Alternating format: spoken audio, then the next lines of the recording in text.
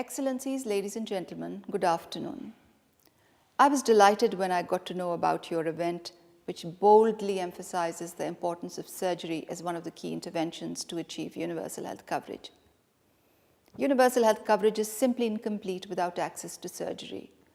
And I'm referring here both to the geographic as well as the financial access aspects of universal health coverage. I say this with conviction, with concern, and with a lot of passion. Like most of you, I wear several hats.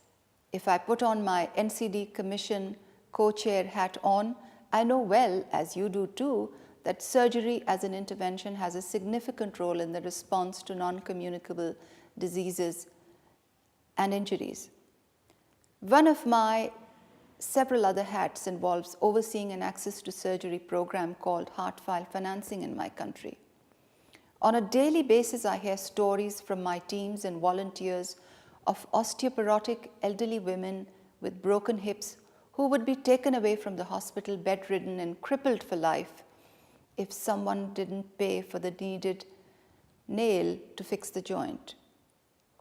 Over and over again, I hear heart-wrenching stories of families who become heavily indebted while paying for life-saving surgical procedures. Imagine a laborer with a broken leg waiting for a family member to sell a cow back in the village to pay for the operation, or parents who have decided to forego heart surgery of their child because they know how high the opportunity cost is and what a life of further impoverishment this will lead to.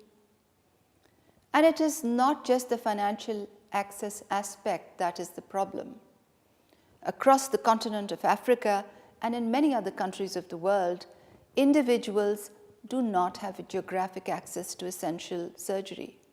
Those that can afford will travel overseas, but the poor will simply forgo treatment, die prematurely, or live with the disfiguring consequences of disease.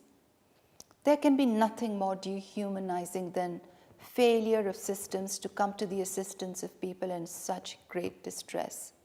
And it is critical that we pay attention to the huge unmet surgical need in the developing world.